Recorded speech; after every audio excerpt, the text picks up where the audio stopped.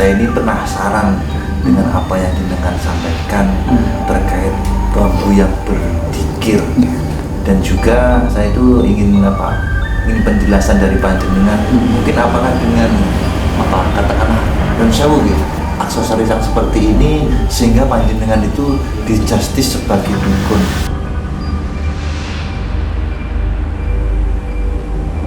Sejauh batas kacamata pandang wawasan saya pribadi, kalimat dukun yang selalu menjadi bumerang, selalu menjadi cacian, selalu menjadi makian di masyarakat. Seluruh manusia itu kayaknya kalau sudah mendengar kalimat dukun itu sudah enggan untuk memaknainya, padahal di situ makna dari dukun itu sendiri sangat bersahaja, sangat mendalam dirasa.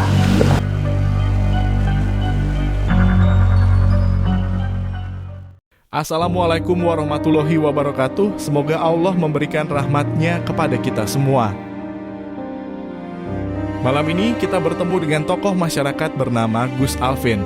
Beliau ini disebut dukun oleh masyarakat tempatnya tinggal, bahkan oleh beberapa tokoh agama di sekitar tempat tinggalnya. Hanya karena beliau ini mengoleksi ataupun juga beliau menyebutkan mempelajari bahasa alam. Beliau ini berkeyakinan bahwa Al-Quran itu tidak hanya yang tersurat atau tertulis dalam Al-Quran, akan tetapi alam semesta ini juga termasuk Al-Quran yang tersirat. Tonton saja video kali ini agar tidak terjadi kesalahpahaman, ambil sisi positifnya dan buang sisi negatifnya.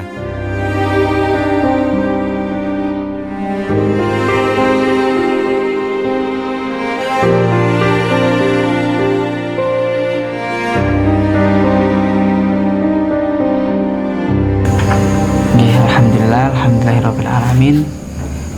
Tadi kita bisa kepanggih atau bertemu dengan beliaunya, dan alhamdulillah kita diaturkan untuk datang ke dalam beliau.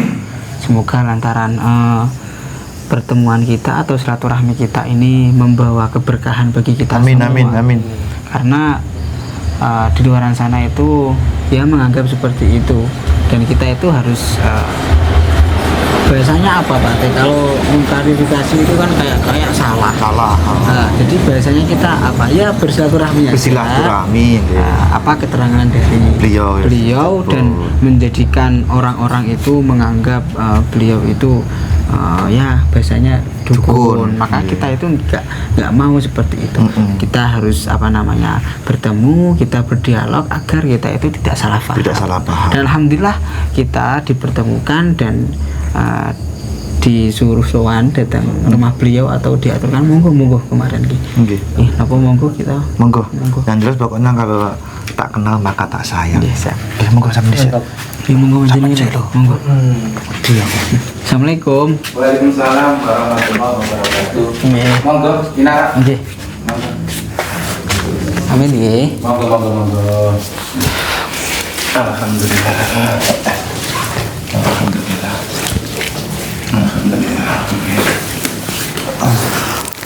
Alhamdulillah mungkin agak gambar mikrofon. Pergi pun di. Amin ya.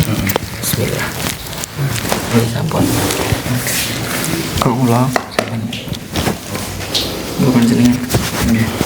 Alhamdulillah Pak nggih. Terima kasih banyak sudah kita diperbolehkan silaturahmi datang griyane panjenengan nggih. Alhamdulillah. Mungkin seperti yang sudah saya sampaikan tadi, saya ini penasaran dengan apa yang jenengan sampaikan terkait bambu yang berdikir. Mungkin kalau panjenengan mengizinkan, kita pun juga ingin melihat. Dan juga saya itu ingin penjelasan dari panjenengan. Mungkin apakah dengan katakanlah dan sewu gitu, aksesoris yang seperti ini sehingga panjenengan itu dijustis sebagai dukun. Jadi nanti monggo jenengan saya ingin penjelasan dari panjenengan lainnya supaya biar masyarakat itu juga tercerahkan seperti itu. Amin. Sebelumnya terima kasih, beribu terima kasih. Bahasa Jawanya samudra matur suwun atas kerawuhan panjenengan sedaya. Sampun jauh-jauh dari rumah menjalankan titah silaturahmi teng dalem kula mriki, kula tampi dengan segala rasa senang hati. Mugi-mugi ndadosaken anugrahi Gusti, janjine Gusti niku sinten sing nglampahi jalani silaturahmi kanthi setulusing ati dianugerahi segala bentuk warna rezeki. Amin, amin.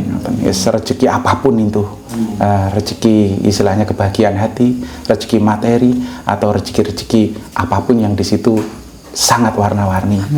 Kita kembali ke pertanyaan panjenengan tadi, tapi sebelumnya saya mengatur hormat dengan segala hormat atas kedatangan panjenengan, terutama Hadratul Kiram Abah Din ingkang insyaallah selalu dirahmati Allah. Amin, amin. Insyaallah semoga lain hari kita bisa bermuajahah, bersambung hati, bisa ngobrol seperti kita ini. Insyaallah kita tunggu kesempatan anugerah ilahi itu.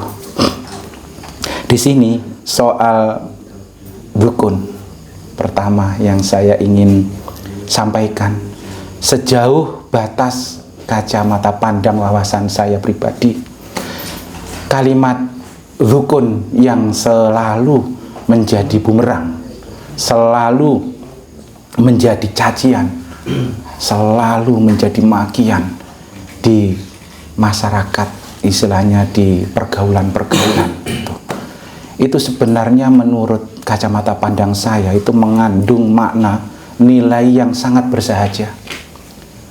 Tapi seluruh manusia itu kayaknya kalau sudah mendengar kalimat dukun itu sudah enggan untuk memaknainya, untuk apalagi memuroti atau menggali, mendalami apa sih sebenarnya kalimat dukun itu sebenarnya.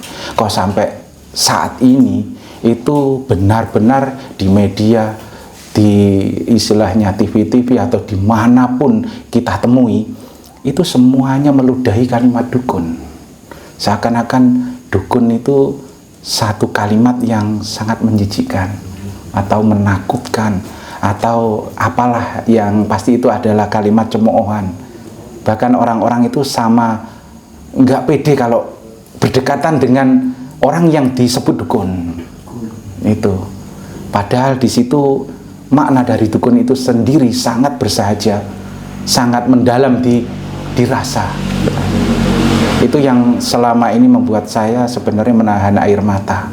Kenapa saat ini itu terjadi pertengkaran-pertengkaran yang dipakai saling berpukulan, menjatuhkan, istilahnya itu kok kalimat dukun itu tadi. Dukun itu kalau saya boleh menjabarkan itu bahasa Arab.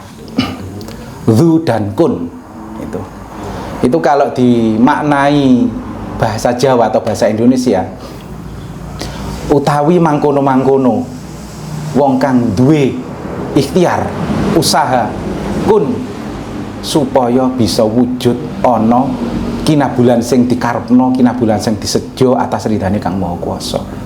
Kata lain, pendeknya makna itu adalah dukun itu maknanya adalah orang yang lagi berupaya, berusaha, bekerja.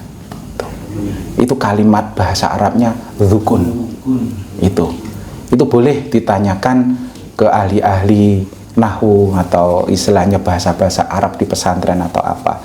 Dukun itu makna menurut kacamata pandang murad saya pribadi terutama itu adalah kalimat orang yang lagi punya upaya atau ikhtiar usaha supaya yang diikhtiarkan itu bisa wujud menjadi nyata atas izin yang maha kuasa. Kun itu tadi, itu makna arti dari sebenarnya kalimat dzukun. Kalau dzukhon itu sudah berbeda lagi. Kalau dzukhon itu asap, mungkin bisa asap rokok, mungkin bisa asap dupa, atau asap apapun yang berbentuk asap itu disebut dzukhon. Tapi kalau dzukun, ya itu tadi maknanya adalah sebuah bentuk ikhtiar, sebuah bentuk upaya, usaha, segala bentuk apapun itu yang diinginkan supaya wujud menjadi nyata yang menjadi keinginannya atas izin yang maha kuasa. Itu makna sejatinya, makna sebenarnya kalimat dzukun. Tuh. Jadi jelasnya dzukun itu adalah seluruh panggilan bagi seluruh profesi. Profesi apapun itu. Wes, mau profesi warna hijau, profesi warna kuning, atau mungkin profesi warna merah itu semuanya dzukun. Kalimatnya sebutnya juga dzukun. Bukan hanya ditujukan pada orang-orang yang terkesan punya pusaka, punya benda-benda antik yang dikiranya sebenarnya masih belum tentu keberadaan jiwanya. Dikiranya itu adalah sarana kemusyrikannya atau sarana kesirikannya yang menolak atau bahkan mensekutukan Sang Pencipta. Jauh. Itu cuman praduga-praduga orang-orang yang nggak mau bertanya. Alhamdulillah, saya ucapkan dengan sangat mendalam pada Sang Pencipta atas kerawan-kerawan panjenengan. Dengan hormat saya ucapkan, mau bertanya, mau istilahnya bersilaturahmi, menjelaskan apa yang menjadi ibaratnya gerundelan-gerundelannya, itu saya sangat bersyukur. Karena kebanyakan di masyarakat itu nggak ada yang orang punya keberanian bertanya. Belum tahu apa-apa, belum sempat bertanya, tapi sudah memukul, istilahnya apa ya, menghina atau menghujat orang tersebut yang dikalimatkan sebagai dzukun. Padahal masyarakat semuanya yang lagi berusaha di pertaniannya, di perdagangannya, di istilahnya ikhtiar-ikhtiar wira swastanya, mungkin di perkantorannya, atau mungkin di seni-seni yang lain-lainnya, mungkin juga ada seni sulapnya atau apanya, itu semuanya sebenarnya hakikatnya adalah dzukun. Orang yang lagi berikhtiar membangun nama besarnya, orang yang lagi berikhtiar membangun bentuk dari prestasi cita-citanya, itu disebut dzukun. Itu kalimat dzukun itu. Nggak tahu dalam perkembangannya kok terus kalimat dzukun itu menjadi bulan-bulanan, menjadi cacian makian oleh orang-orang yang mengaku menegakkan kebenaran, mengaku istilahnya menjalankan, membela permasyarakatan atau bahkan membela negara Indonesianya atau apa. Itu sebenarnya masih belum bisa dinamakan membela. Kadang-kadang kita terlalu berlebihan sehingga ingin naik tapi menginjak yang lainnya.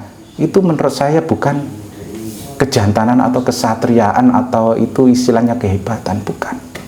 Jadi yang dipakai senjata terampuh saat ini adalah kalimat dzukun. Itu tadi. Jadi kita tegaskan pada seluruh masyarakat bahwa dzukun itu adalah panggilan kalian semuanya sebagai orang-orang yang lagi berkarya, lagi berusaha, lagi bekerja di segala warna. Namanya warna nggak bisa kita sebutkan satu persatu. Itu semuanya adalah panggilan dari kalimat dzukun. Itu tadi. Jadi semoga saja penjelasan kita ini atas kalimat dzukun itu mampu melebur, menghilangkan keangkuhan-keangkuhan masyarakat yang merasa dirinya itu benar dan menuduh si yang dibilang dzukun itu tadi salah. Kita semuanya sama-sama hamba Sang Pencipta. Kita itu sama, apalagi sama-sama seagama, sekeyakinan, seiman kita. Kenapa kita harus bertengkar? Kita harus membabi buta, saling menghantam, kita saling memukul, saling menginjak, saling mengejek. Seharusnya saling menyentuh, mengasah, asuh, seharusnya kayak gitu. Kenapa kita berbalik menjadi sebinal ini, seganas ini, menjatuhkan sesama saudara, sama-sama apalagi seagama? Malu kita, Mas, malu. Kita sebenarnya sudah kering air mata melihat pertengkaran-pertengkaran, apalagi saat ini yang dipakai kalimat terampuh untuk menjatuhkan sama-sama saudara seiman, seakidah, bahkan senegara atau apa, itu kalimat dukun itu tadi. Jadi itu yang saya ingin tekankan, ingin saya sampaikan pada seluruh masyarakat. Kalimat dukun itu adalah bermakna orang yang lagi berusaha, berikhtiar, bekerja supaya wujud nyata menjadi seperti yang diinginkan, yang dihajatkan atas ridho rahmat yang maha kuasa. Itu adalah makna sebenarnya dari kalimat dzu dan kun itu tadi. Semoga aja mampu melebur keangkuhan-keangkuhan para jiwa-jiwa yang lagi haus ingin menghancurkan sesama, ingin menghina sesama, ingin istilahnya menyaksikan penderitaan sesama. Semoga penjelasan saya ini bisa menjadi sarana meruntuhkan atau melebur kebencian, kedengkian yang selama ini itu sudah benar-benar nyata. Insya Allah itu wawasan atau pandangan kacamata saya pribadi soal kalimat dzu dan kun itu tadi. Kira-kira bisa diterima? Apa barangkali ada yang ingin disampaikan atau apa? Barangkali. Alhamdulillah alamin, panjenengan udah kerso untuk mengutarakan semua pondok-pondok panjenengan.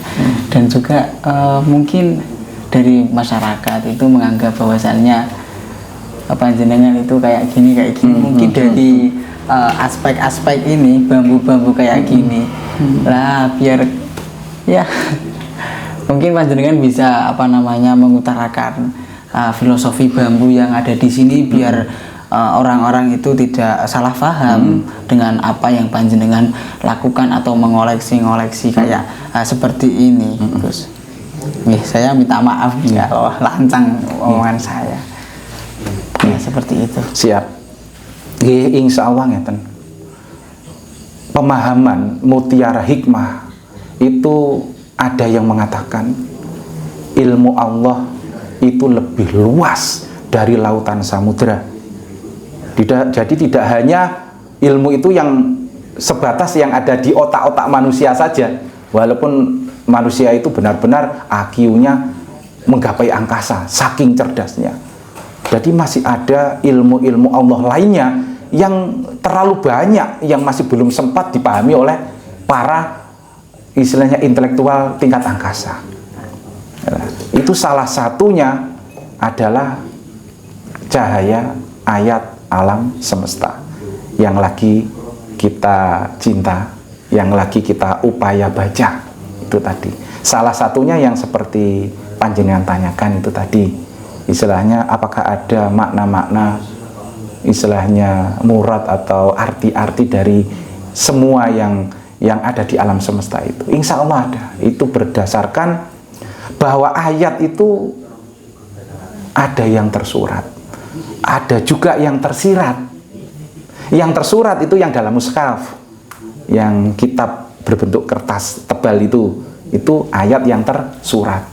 Lah ada juga ayat yang tersirat, itu hamparan alam semesta. Itu panjang kalau kita jabarkan, enggak selesai kalau cuman sampai subuh aja Mas. Tapi salah satunya penjelasan soal alam semesta itu tadi, contohnya katakanlah bambu yang berbentuk lafaz Allah itu tadi, itu benar-benar ada Mas, dan itu natural, bukan rekayasa. Bahwa pohon atau alam itu juga menyatakan diri bahwa saya juga berzikir pada Sang Pencipta. Jadi kita sebagai manusia-manusia itu janganlah sampai terjebak di satu keangkuhan yang kita itu merasa bahwa yang paling bisa berzikir, bersambung rasa, menyatu rasa dengan Sang Pencipta hanya dari bangsa manusia saja. Itu seharusnya bisa menundukkan keangkuhan kita sebagai insan. Jangan berlama-lama kita itu angkuh dan makhluk lainnya, hamba Allah lainnya itu tidak mampu berzikir pada Sang Pencipta. Itu dinyatakan terbukti dalam penemuan pencarian kita yang manjada wajada.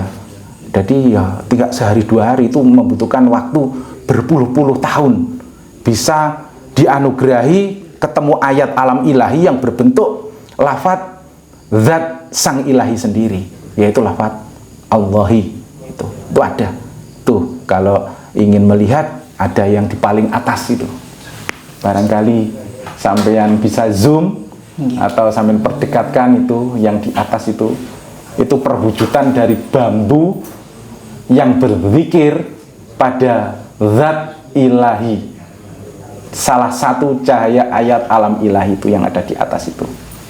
Nah, itu bukti bahwa cahaya ayat alam ilahi itu benar-benar ada dan bukan manipulasi.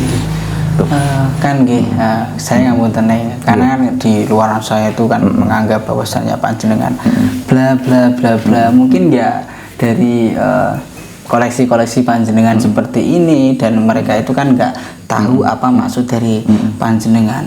Maka ya ini tujuan kita itu untuk apa namanya saling berkomunikasi, biar tahu apa tujuan kita itu apa namanya mengoleksi kayak bambu seperti ini. Karena di luar sana itu pikirannya itu kan agak ke kanan, kadang ya ke kiri, kadangnya juga ekstrim pemikirannya. Oh apa namanya seumpama Kak Dadang mengoleksi kayak bambu seperti ini menganggap bahwasannya menyembah kayak bambu lah. Apa biar tidak menjadi kesalahpahaman atau apa namanya gejolak di masyarakat, alhamdulillah panjenengan mau mengutarakan apa namanya koleksi-koleksi panjenengan ini, apa tujuan panjenengan apa namanya mengoleksi bambu seperti ini, ya jadi kan panjenengan udah mengutarakan semua. Mungkin panjenengan udah bisa menilai sendirilah dari gejolak yang ada di masyarakat seperti ini. Intinya seluruh cahaya ayat alam semesta itu tadi, itu yang menjadi pilihan kita untuk bersambung rasa dengan Sang Pencipta. Jadi di situ kalau kita jabarkan makna-makna itu nggak akan ada habisnya juga. Tapi yang jelas semuanya bermakna. Seperti kandungan-kandungan ayat-ayat yang tersurat itu juga mengandung makna. Dari ayat satunya semuanya maknanya kan juga berbeda-beda. Itu dalam ayat alam semesta juga sama. Itu setiap bentuk itu mengandung makna yang berbeda-beda juga. Yang pasti ayat alam semesta itu tadi menyatakan bahwa Al-Quran itu ada makna yang lebih dalam, yang disebut dengan alam azaliyah, kalam azaliyah. Itu laisa harfin wala sautin, bahwa Al-Quran itu tidak hanya berbentuk suara atau berbentuk huruf. Jadi Al-Quran itu bisa berbentuk macam-macam, bisa berbentuk berbeda-beda di alam semesta. Salah satunya adalah hamparan ayat alam semesta itu tadi. Jadi yang disebut Al-Quran itu enggak satu titik sebagai mushaf, kertas yang ada tulisannya Arab atau apa itu. Memang itu salah satu dari bentuk Al-Quran, tapi bukan satu-satunya. Jadi ada yang lebih dalam lagi, yaitu laisa harfin wala sautin. Jadi Al-Quran itu nggak bisa dilihat hanya dengan suara atau dengan huruf-huruf tartilnya, tapi bisa dilihat dari akhlak atau kepribadian orang yang mengamalkan Al-Quran itu sendiri. Dan itu malah justru hakikat dari Al-Quran. Ya, kita harus mampu membuka jiwa kita untuk istilahnya meluas samudera. Jangan hanya memandang dari satu sudut saja gitu. Itu yang saya sebut cahaya ayat alam semesta yang lagi kita cinta, yang lagi kita sambung rasa, kita mendalaminya itu. Jadi bukan justru menjauhkan kita dengan Allah Ta'ala atau Sang Pencipta, bukan. Itu justru malah sarana untuk makin mendekatkan diri pada Allah Ta'ala. Nah repotnya masyarakat itu tidak mau bertanya, atau mungkin gengsi, atau mungkin malah memang sudah tahu tapi intinya memang nggak mau tahu itu bahwa ada ayat alam semesta itu yang lagi harus kita baca. Nah kalau tidak kita yang berupaya membaca ayat alam semesta, terus siapa lagi yang istilahnya mengembangkan istilahnya cara baca? Jadi kita sudah belajar dari kecil huruf hijaiyah semuanya sampai bisa membaca Al-Quran 30 juz ya. Tapi yang jarang kita coba pelajari, membaca adalah gimana caranya membaca ayat alam semesta itu. Nah, ini yang lagi kita pelajari, lagi kita dalami, yang kebetulan kok ya ternyata tidak semulus yang kita kehendaki, harus melewati gelombang ledakan konsekuensi yang kita harus dicaci, dimaki, bahkan dianaktiri. Itu terjadi. Itu saya rasakan, bukan hanya asumsi, bukan. Saya merasakan itu, bahwa saya nggak layak bersanding dengan orang-orang baju putih yang seakan-akan beliau-beliau itu adalah panitia-panitia surga, atau istilahnya penentu dari kebenaran alam semesta. Jadi kita terima itu. Tapi semoga kedepannya kita bisa diterima oleh mereka, bukan karena kita mengemis atau apa, tapi karena kesadaran dan pemahamannya, istilahnya seperti itu, Mas. Jadi ayat alam semesta itu memang ada, dan ini adalah istilahnya sebuah bentuk dari jawaban kesirikan dan kemusyrikan itu bukan pada benda. Kan makanya datanglah gejolak kayak seperti itu, karena kan mereka itu belum tahu bahwasannya apa tujuan mengoleksi kayak bambu. Ya sama dengan yang dilakukan oleh beliau, abah kita di rumah itu juga ada koleksi bambu-bambu, itu juga ada, Bapak. Ada banyak sekali, ada koleksi bambu-bambu. Tapi yang saya dapatkan dari dawuh beliau itu bahwasannya ini ialah pring. Pring ini sebagai apa? Sebagai pengiling-iling. Cuma seperti itu. Kalau sebagai kayak pring, kayak ada pang-pangnya ada 7 kayak gitu, entar bolong-bolong, itu saya jujur saya belum tahu, Pak T juga belum tahu. Yang saya tahu itu juga abah menjelaskan bahwasanya ini loh, kita itu sebagai orang Jawa ya kita mengoleksi pring sebagai apa? Sebagai pengiling-iling. Maka kayak seperti ini ya bukan hal yang aneh bagi kita ini, bukan hal yang aneh. Akan tetapi ya tadi barusan kan menjadi gejolak, dan kita itu ya ada apa sih? Ternyata mungkin ada kesalahpahaman dari, atau belum tahu tadi Bapak. Oke, siap. Alhamdulillah. Mungkin juga kita bisa menanyakan tentang mungkin di lain waktu juga bisa menanyakan tentang apa sih pring, kalau ada pangnya 7 simbolnya apa, kan alhamdulillah kan juga kita bisa belajar lagi kayak gitu. Siap. Jadi memang kalau kita mau meluaskan wacana atau jiwa kita untuk menerima bahwa warna itu tidak hanya putih dan hitam atau hanya warna merah saja. Warna itu banyak loh, Mas. Toh sampai hitung ada berapa banyak itu warna: hijau, kuning, kelabu, merah muda, dan biru, seperti lagu ketika kita TK dulu. Nah, itu kita harus terima. Ya, jangan sampai yang kita genggam erat itu hanya warna kesukaan kita saja, putih saja atau merah saja. Oh, nggak bisa. Jadi kehidupan ini harus istilahnya manunggal rasa. Jadi rumah saja itu nggak akan bisa berdiri oleh satu bahan. Toh ada batu, ada pasir, semen, ada kayu, baru bisa berdiri. Tapi kalau ada orang berpemahaman mendirikan rumah dengan satu warna, satu bahan saja, nggak akan bisa mendirikan rumah. Terus dunia ini istilahnya harus diisi dengan satu warna merah saja. Oh, nggak bisa. Nggak bisa. Itu sudah memang kalau dibilang itu ekosistem kehidupan, dan kita harus mengikuti istilahnya lembaran skenario Tuhan.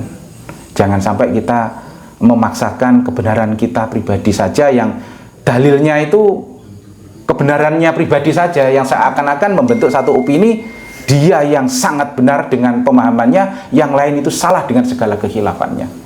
Itu jangan sampai. Contoh kecilnya, contoh kaca benggala suri taulada tertingginya, kita langsung saja ke suri taulada kaca benggala Nabiullah Sulaiman. Itu saja yang niatnya itu kurang suci gimana, sampai-sampai menginginkan satu warna di kehidupan ini harus semuanya ahli ibadah, semuanya orang baik, semuanya. Toh sampai memohon pada Sang Pencipta, dikasih kekuatan, ingin menundukkan, mengalahkan semua penyebab istilahnya kemungkaran yang biasa dikategorikan setan, jin, iblis atau apa. Dengan Sang Pencipta walaupun sudah diperingatkan, lah ini sudah ekosistem kehidupan, tapi Nabi Sulaiman tetap aja menginginkan satu warna kebaikan saja di alam semesta itu tadi. Sama Yang Maha Kuasa dikabulkan karena memang beliau adalah kekasih Sang Maha Kuasa. Akhirnya dikasih kekuatan untuk mengalahkan semuanya. Ya mungkin bisa dimaknai untuk era-era kita ini juga toh. Ada orang sosok-sosok warna yang menginginkan menegakkan kebenarannya, yang itu dikira satu mutlak kebenaran dan yang lainnya itu satu kesalahan kan gitu. Akhirnya tetap akan ada dampaknya, Mas. Jadi kebenaran yang dianggap Nabiullah Sulaiman itu tadi ternyata ada baiknya tapi juga ada madorotnya. Tetap aja ada konsekuensinya tuh. Ternyata ekosistem kehidupan berantakan, berubah menjadi tidak berjalan. Karena apa? Nggak ada keseimbangan gitu. Nah, itu terjadi walaupun terkesan setan, jin, iblis itu tadi dikesankan sebagai perusak keadaan ekosistem kehidupan, tapi di balik itu semua ada berkah dan hikmahnya juga. Kalau nggak ada mereka, roda alam semesta ini nggak bisa berjalan juga gitu, Mas. Seperti contoh yang paling dekat saja, alam istilahnya semesta ini ketika dianggap burung itu sebagai hama, akhirnya kan rame-rame dijaring, rame-rame ditangkepin karena dianggap itu merusak, itu mengganggu, itu katakanlah kalau sekarang menipu atau mengakali, menyiasati, intinya merugikan lingkungan kita inilah, katakanlah seperti itu. Tapi ketika itu dijalani, ada yang rusak di sisi lain dalam ekosistem kehidupan, Mas. Akhirnya ulat-ulat itu tadi nggak ada yang makan.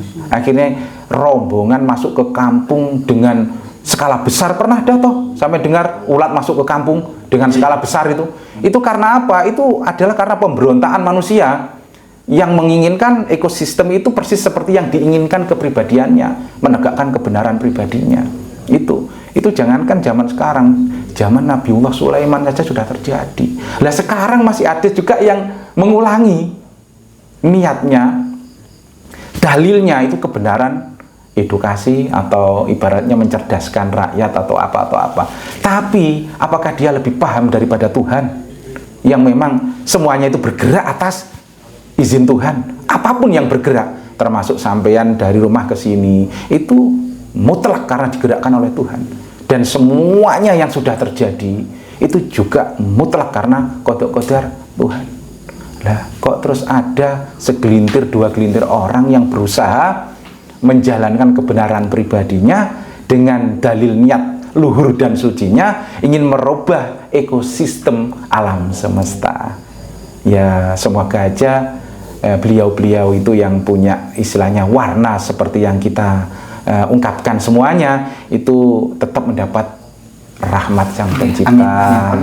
Itu menjadi istilahnya tidak terlalu menggebu, melancarkan istilahnya nafsu ambisi-ambisinya. Jadi tetap pada batasan-batasan istilahnya sewajarnya, jangan terlalu membabi buta karena lawannya nanti bukan kita-kita tapi tetap ekosistem Sang Pencipta. Nah, itu istilahnya doa saya untuk semuanya. Semoga saja perbincangan kita ini benar-benar membawa ridho, membawa rahmat. Itu kalau kita duduki taat itu kadang-kadang kita itu terlalu jauh, Mas, dari prestasi taat itu. Mungkin kita terlalu banyak kekhilafan, saya sampean semuanya itu terlalu banyak istilahnya keteledoran, sehingga kualitas prestasi ketaatan kita itu benar-benar sangat rentan. Tapi kalau kita mendapat ridho rahmat, insya Allah itulah yang akan mengatrol kita dari istilahnya tidak tahu menjadi tahu, dari angkuh akhirnya kita bisa mendapat hidayah atau apa. Itu yang bisa saya sampaikan, Mas, insya Allah gitu. Ya, alhamdulillahirabbil alamin. Semoga lantaran silaturahmi kita di sini ini membuahkan hasil, yaitu kita itu menjadikan seduluran selawas saking Gusti Allah. Amin. Mungkin di lain waktu kita bisa soal lagi ke sini untuk berbincang-bincang. Insya Allah dengan sangat senang hati. Ini adalah satu kehormatan bagi saya pribadi dirawuhi para, maaf ini saya yang menyebut bukan sampean, jawara-jawara ini dari Abah Samsudin. Saya menyatakan, menyampaikan segala kehormatan atas kerawuhan sing benar-benar saya tidak menduga kedatangan sampean sampai bisa bersilaturahmi ke tempat saya ini, dan saya haturkan terima kasih, beribu terima kasih. Semoga Yang Maha Kuasa benar-benar menurunkan janjinya. Jadi janjinya silaturahmi itu tadi adalah berkah segala bentuk macam rezeki kina bulan sing disejo sampean semuanya, kina bulan sing dikerso, tebih saking sekabeh sengkolo, tebih saking sekabeh loro, tebih saking sekabeh penggoda, tebih saking sekabeh guna-guna. Mulai saat menika ngantos salami-laminipun sampeyan sedaya dianugerahi kabejan sedaya kabejan, karaharjan sedaya karaharjan, keayeman ketentreman kebatinan, kesuksesan wonten ing sedaya lampah ikhtiar kehidupan, kesehatan seger kewarasan, rezeki melimpah ruah dugi saking sedaya arah kanthi daya rezeki kang dipun jembar segoro, penuh cahya keajaiban, penuh cahya ridho rahmah berkah lillah. Al-Fatihah. A'udzubillahi minasyaitonir rajim. Bismillahirrahmanirrahim. Alhamdulillahirabbil alamin arrahmanirrahim maliki yaumiddin. Iyyaka na'budu wa iyyaka nasta'in ihdinas siratal mustaqim. Siratal ladzina an'amta 'alaihim ghairil maghdubi 'alaihim waladdallin. Nggih, yang terakhir-akhir kalinya saya bersama niki kakak kula niki nggih mengucapkan agungi pangapunten karena kedatangan kula kalih kakak kula teng mriki niku nggih apa namanya kirang sopan atau kata-kata kula kalih kakak kula kirang apa sopan nggih kula minta maaf sebesar-besarnya. Sami-sami. Pripun nggih Pak Ati? Nggih, monggo. Ngaten mbok menawi enten ingkang disampaikan kalih kenapa nyepeng mriki nggih pareng. Mugi-mugi kerasan dolan. Nggih, amin. Kula tenggo sak wanci-wanci rawuhipun. Tur kula titip salam teng Abah Din. Nggih, salam saking kula. Salam seduluran selawase. Mugi-mugi dados barokah rahmat anugerah saking Gustine. Nggih, insyaallah salam teng Abah ngoten nggih. Nggih lek insyaallah kula dia dinten saged silaturahmi ndak mriki. Amin. Monggo lho nek badhe silaturahmi tenggo teng dalem. Insyaallah dengan sangat senang hati. Ngoten. Nggih, badhe pamit riyen nggih. Ngoten nggih, donga dinunga nggih. Nggih. Insyaallah donga dinunga matur suwun rawuhipun. Insyaallah kinabul sedaya sing sedaya kersa nggih. Nggih, amin. Ngatos-ngatos teng margi. Nggih, ngatos-ngatos teng margi. Matur suwun rawuhipun. Nggih, nderekaken sugeng tindak sedaya nggih. Monggo wis, assalamualaikum. Waalaikumsalam warahmatullahi wabarakatuh. Nggih, alhamdulillahirabbil alamin.